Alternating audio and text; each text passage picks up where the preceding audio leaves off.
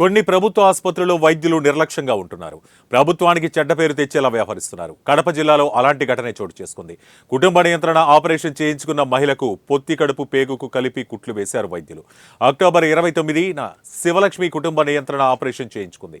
అయితే పొట్టలో ఇన్ఫెక్షన్ ఎక్కువ కావడంతో హైదరాబాద్లోని సూపర్ స్పెషాలిటీ హాస్పిటల్లో 40 రోజుల పాటు చికిత్స చేయించుకుంది. స్కానింగ్లో ఈ విషయం తెలియడంతో కంగుతిన్నారు. ప్రభుత్వ వైద్యురాలు ఎలియారాణిపై చర్యలు తీసుకోవాలని స్పందనలో ఫిర్యాదు చేశారు బాధితులు. డాక్టర్పై తన భర్త బృందా స్కానింగ్ సెంటర్ యాజమాన్యం రవికుమార్పై చర్యలు తీసుకోవాలని స్పందనలో ఫిర్యాదు చేశారు.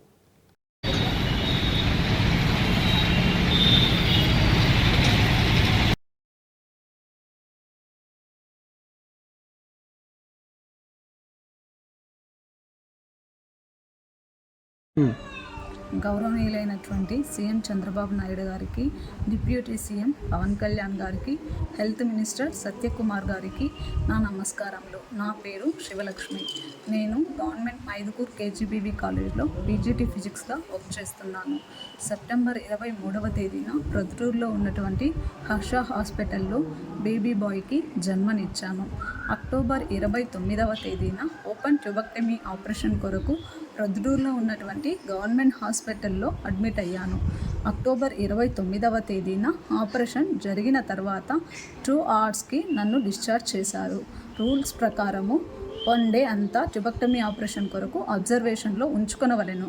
కానీ మమ్మల్ని 29వ తేదీనే ఆపరేషన్ జరిగిన 2 అవర్స్కే డిశ్చార్జ్ చేశారు. డిశ్చార్జ్ సమ్మరీలో 30 అని మెన్షన్ చేసుకొని ఉన్నందున మేము వారిని అడగగా రూల్స్ కోసం మేము మెన్షన్ చేసుకున్నాము, ఏం కాదు డిశ్చార్జ్ అవ్వచ్చు అని మమ్మల్ని ఇంటికి పంపించారు. మేము ఎందుకైనా సేఫ్ అని ఫోటో తీసుకున్నాము. డిశ్చార్జ్ సమ్మరీది ఫోటో తీసుకొని ఉంచుకున్నాము. ఆ రోజు ఇంటికి వెళ్ళిన తర్వాత నాకు విపరీతమైన వామిటింగ్స్, మోషన్స్ స్టార్ట్ అయ్యాయి. దానికి భయపడి మా ఇంట్లో వాళ్ళు తిరిగి 30వ తేదీన మళ్ళీ గవర్నమెంట్ హాస్పిటల్కి తీసుకొని వచ్చి నాకు ఆపరేషన్ చేసినటువంటి డాక్టర్ ఇళయరాణి గారికి చూపించగా, నా పేరు డాక్టర్ ఇళయరాణి. నేను పీపీ యూనిట్ ప్రొద్దుటూరులో ట్యూబెక్టమీ ఆపరేషన్స్ చేస్తూ ఉంటాను. నేను 2013 నుంచి ట్యూబెక్టమీ ఆపరేషన్స్ చేశాను. ఇంతవరకు ఏవి కాంప్లికేషన్స్ కాలేదు కూడా. ఎంతో జాగ్రత్తగా ప్రతి పేషెంట్కి ఆపరేషన్స్ చేస్తూ ఉంటాను. అక్టోబర్ 2024 అక్టోబర్ 29వ తేదీ శివలక్ష్మి అనే పేషెంట్కి కూడా నేను ఆపరేషన్ చేశాను. మిగతా అందరికీ చేసినట్లే ఎంతో జాగ్రత్తగా చేశాను. ఆపరేషన్ చేసే టైంలో కూడా ఎటువంటి కాంప్లికేషను లేదు.